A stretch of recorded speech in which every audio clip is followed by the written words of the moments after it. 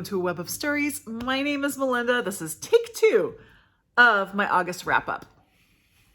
I'm not even going to go into it. So I am taping this on August 31st because I know I'm not going to finish anything else right now. I currently, according to Goodreads and Storycraft, am a book monogamist for just right now, just at this moment, because I will be back to book polygamy later today. But right now, I only have one book going. That book is Tom Lake. I have not finished it yet. But I had kind of an amazing reading month. My husband is getting ready to go pick up my son. If you hear rustling back there. I read 25 books. That's the most I've ever read in a month. There were just a couple books that kind of pushed that up sort of artificially because they were such quick reads, but really not many. So I am really impressed with that. I got almost all the way through this video and something happened and it messed it up and I couldn't start it over again. So I've already been through most of this. So take 2. I'm going to try to keep it going. Out of those 20, okay, my average rating for the month was 3.7. That's between a B+ and an A for me, which is good. It's also the same as last month.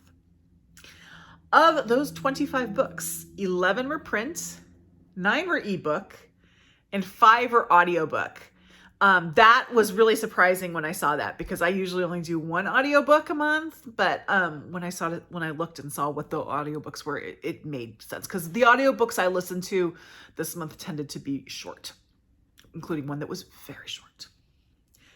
The genres of those books, I had 6 mystery, which is not surprising because mystery is my preferred genre. I read a lot of mystery. 6 general fiction, 3 historical fiction, 2 memoir or biography. To be more specific, I had a memoir and I had a biography. 2 fantasy and 1 each of romance, thriller, speculative fiction, poetry, science fiction, and general nonfiction. There's a lot there. So now I'm going to go through the books by grade, starting with the lowest grade. If you are new to my channel and you haven't heard my spiel before, I grade my books, give them a letter grade, like in school. And then there are star values that correspond with that because I have to use that to enter it into Storygraph and Goodreads. But when I think of it as grades, letter grades, that's what I give them. So I'm going to go through the grades. I had 3 books that I gave a C to. That is my lowest grade. The first one was All Systems Red by Martha Wells, which is the first of the Murderbot books. So this was an audiobook. It was a short audiobook. It was also an audiobook that I had to speed up more than I usually do. I'm a 1.2 girl because of the narration. And this is not a knock on the narration because of what the book is. The narration makes sense, but it's very kind of like this. I had to speed it up to keep my interest. Also, I'm not a Murderbot fan. I've discovered that. That's fine. I've tried it. It just, Murderbot isn't for me. I hope everyone who loves it continues to love it because it's just not for me. The next book was Western Lane by Chetna Maroo, which was on the Booker long list. Beautifully written. But I needed so much more. It felt like an empty shell to me. The shell was the writing style, but there was nothing in it. I needed so much more. And then the third was one of my NetGalley arcs for this month, which you would have, or it's for September 5th was when it came out. So you would have already seen the video where I talk more in depth about it. And I will link below wherever I have standalone videos or whatever, video reviews. I will link those down below.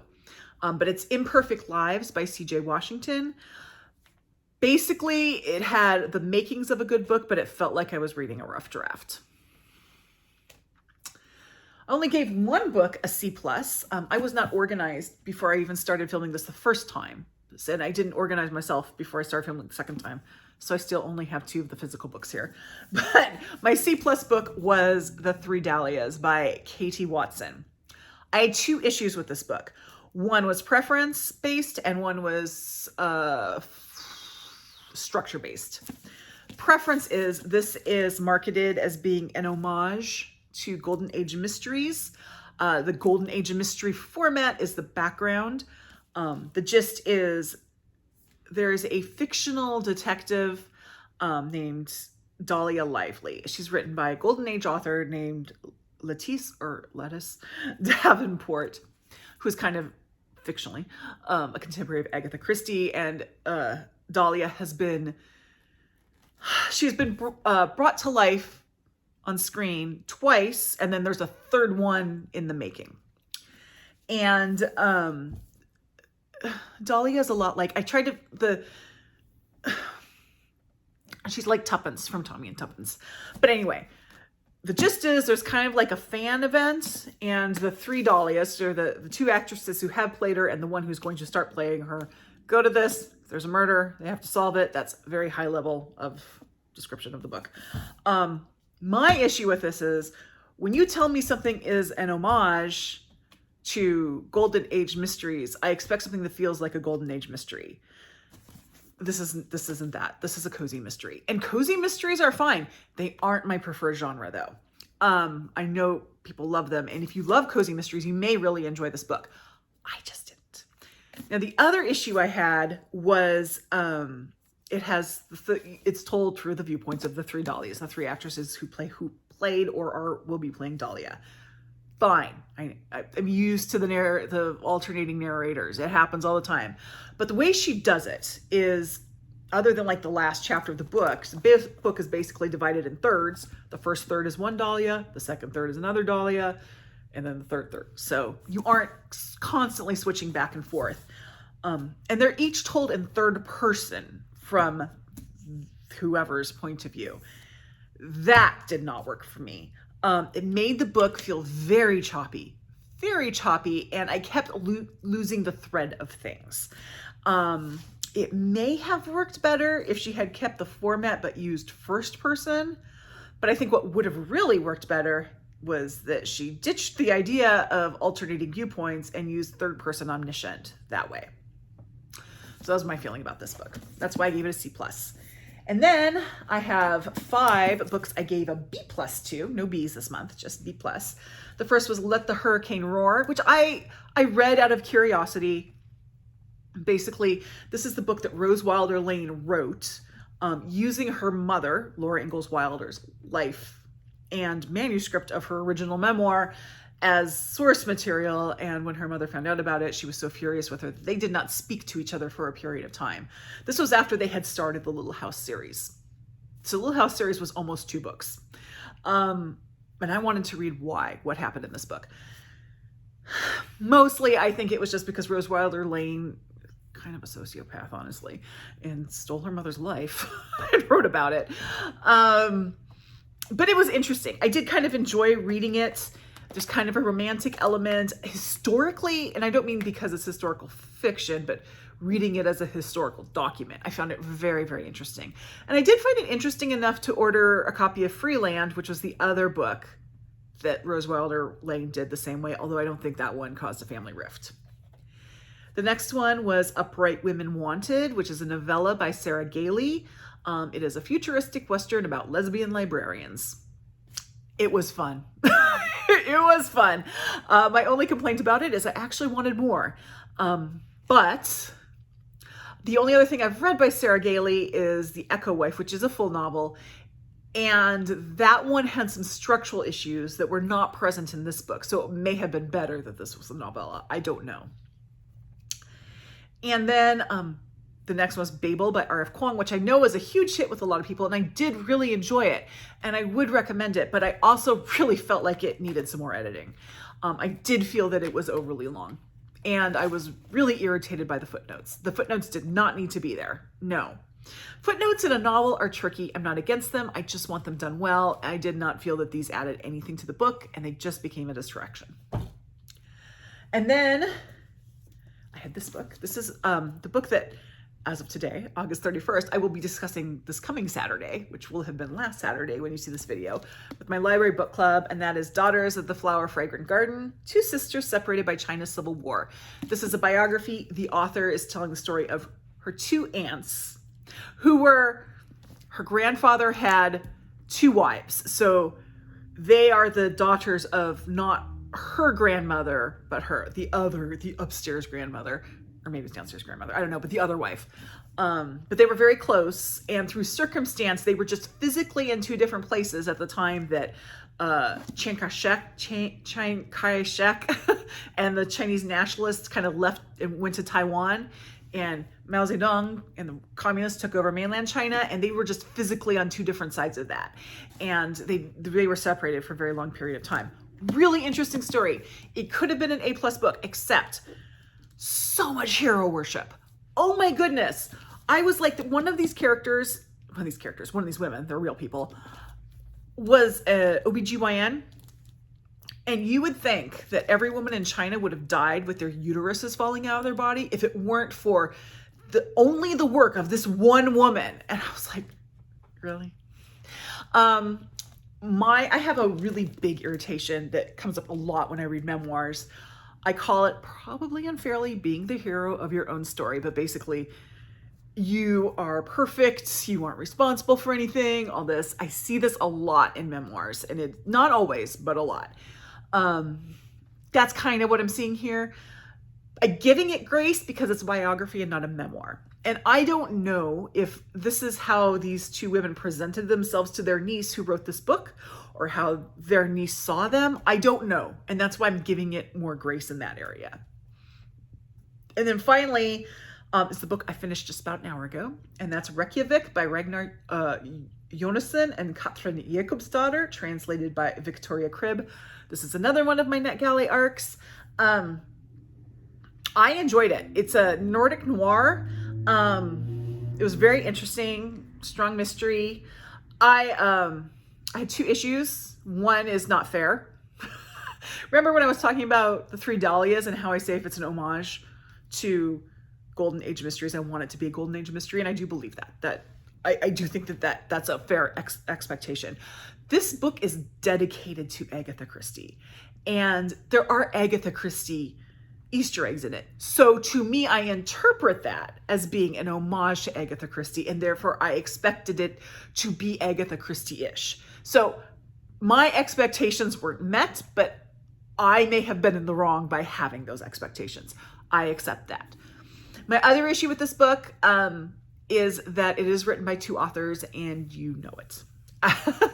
I really think that if is more than one author, you still need to be seamless. There comes a point, and I don't know if this is how they divided up writing the book, but there comes a point in the book where it feels like one author just sent over or emailed over, because they wrote this during lockdown, so they had to email each other, emailed over what they'd written, and the other one took over. That's what it felt like. And yeah, that was just very irritating.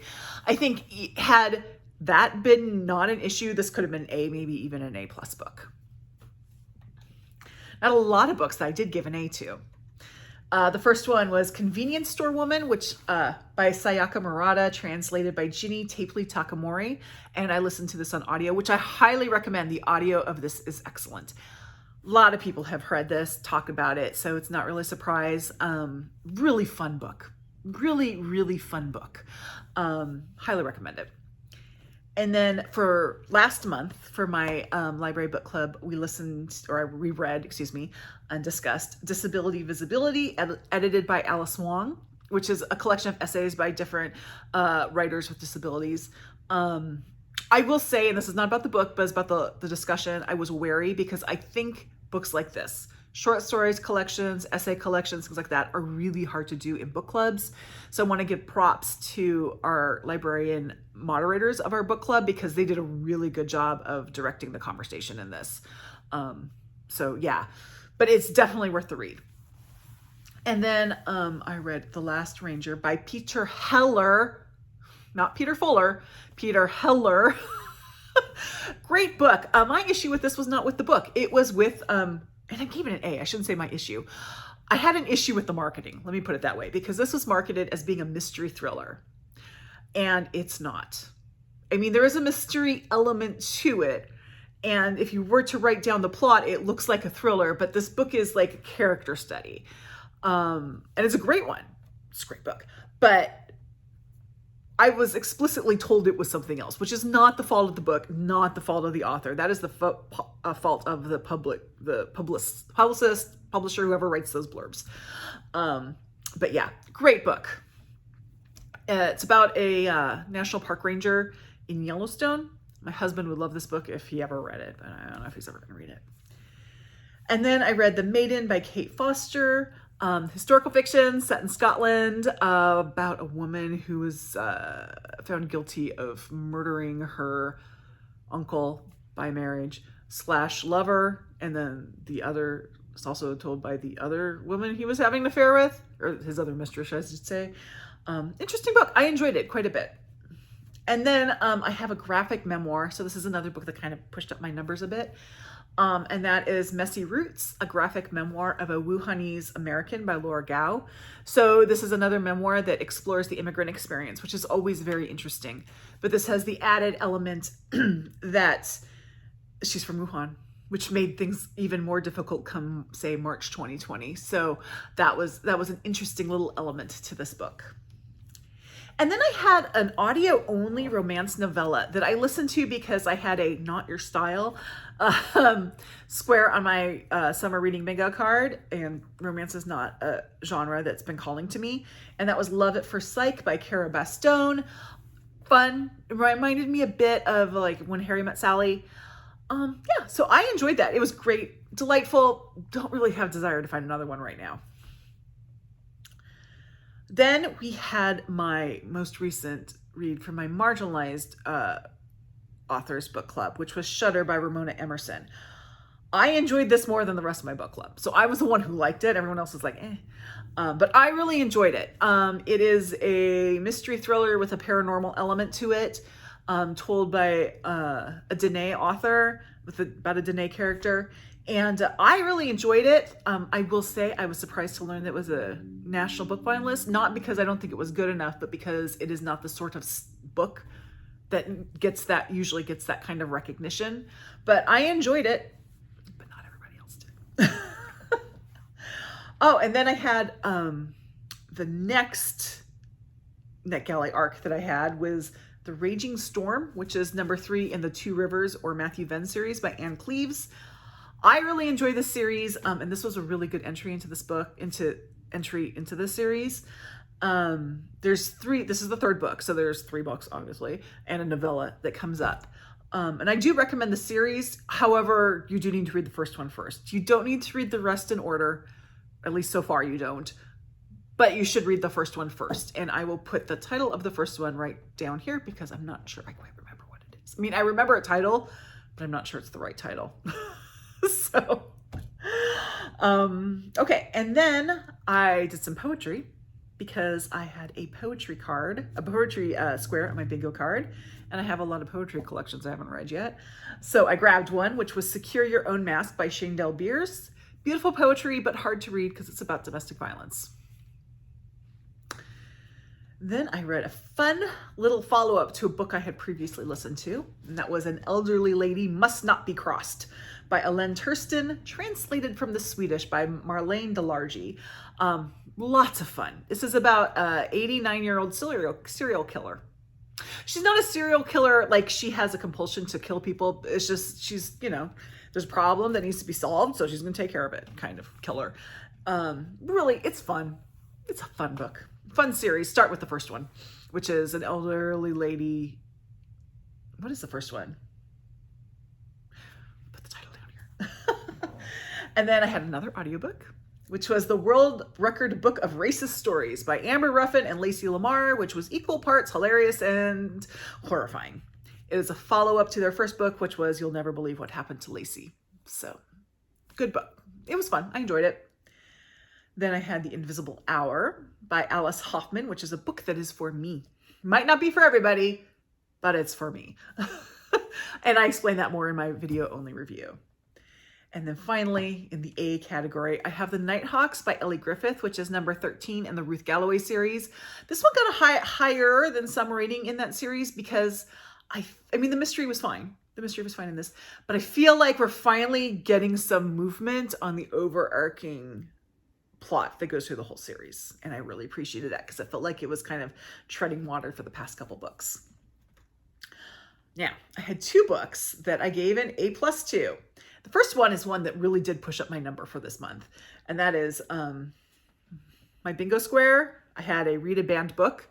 And so I didn't have that much time. So I couldn't read one of the banned books I actually have. So I went to Libby and I found out that the audiobook of And Tango Makes Three was available now. So I listened to all 8 minutes of it. It's narrated by Neil Patrick Harris. It is delightful. Delightful book about penguins, male pairing penguins at the Bronx Zoo who want to have a baby, who want to lay an egg. It's so sweet. And the other one I gave an A+ to is interesting because it's a short story collection, and I usually only give those A's, but this one was especially good for me. I especially enjoyed it. And that is The First Prehistoric Serial Killer and Other Stories by Teresa Solana, translated by Peter Bush. If you liked An Elderly Lady Must Not Be Crossed, that book and this book are birds of a feather. They're very much alike. They're a lot of fun. I recommend them both. Now, I did have one book that was even better than an A+. 5 stars. I very rarely give out, but I gave one out this month, only the 3rd of this year, and that's an all-time favorite, and that was The Postcard by Anne Berest, translated by Tina Cover. It's a book it just is an amazing book. It's part World War II, there's some World War II historical fiction in it, and then there's some more present day. I mean, there's an actual date on it, which is like, I don't know, 2011, 2010, something like that. So recent. It's really good. Oh, so good. Check below for the video review of that one. So I participated in or completed 3 BookTube read along events this month. The first one is Women in Translation Month, and I read 3.5 books for this, and I will explain the half in just a moment. The first one was Convenience Store Woman by Sayaka Murata, translated from the Japanese by Ginny Takemori. And then I read An Elderly Lady Must Not Be Crossed by Ellen Tursten, translated from the Swedish by Marlene Delargy. And then The First Prehistoric Serial Killer and Other Stories by Teresa Solana, translated from the Catalan by Peter Bush. The Postcard by Anne Berest, translated from the French by Tina Cover. And then my half a book, which is the Reykjavík book by Ragnar Jónasson and Katrín Jakobsdóttir, translated by Victoria Cribb, because one of the authors is a woman. So I'm only giving that one half credit. And then as part of the World Cup readathon, 2 of the books I read counted for that, which was Convenience Store Woman. My country was Zambia to begin with. Zambia lost to, and I read my Zambia book last month, which was The Old Drift. Zambia lost to Japan. So I had to read a book from Japan, and then it lost to Spain. So I had to read a book from Spain, which was The First Prehistoric Serial Killer and Other Stories. And then Spain became my country, and Spain won the whole thing. So I didn't have to read anything else. If you had Spain from the beginning, you only had to read 1 book, which is kind of like not that. I mean, I'm kind of glad that I had to read more than 1 book. And then, of course, there was Big Book Summer. In total, I read 10 books for Big Book Summer, but 3 of them were this month. It was The Raging Storm, which was exactly 400 pages. Big books by a definition for this challenge is 400 pages or more. That one had exactly 400 pages. Babel by R.F. Kuang, which had 500 and something. And The Postcard by Anne Berest, which had 464 pages. And finally, my stats. So my reading goal is 144 books this year. I'm at 128. I am 30 some ahead of schedule. I am doing just fine there. So my own TBR count is currently at 811 books, which is up 20 from last month and up 1 from the beginning of the year. But it's a little artificial this month because I actually found 5 audiobooks that I owned that I had not put in my spreadsheet. So we knock 5 off that. And then I actually don't worry too much about the number of audiobooks I have, but that's for the total number. But for print, I currently have 202 print books that I have not read, and that's up 19. You will have seen my haul video from this month. Yeah, that's up 19 from last month. But the good news is my ebook count is 532, which is down 4 from last month. I'm down 2 to 164 Kindle books and down 2 to 368 Kobo books. So at least I'm moving in the right direction there. So that is my month. I have talked too long because I've done this video twice. If you made this long, you deserve a medal, but you could give me a thumbs up. That would be great too. Subscribe to my channel if you haven't already. That really helps, and I really appreciate it. And I'll see you next time. Thank you.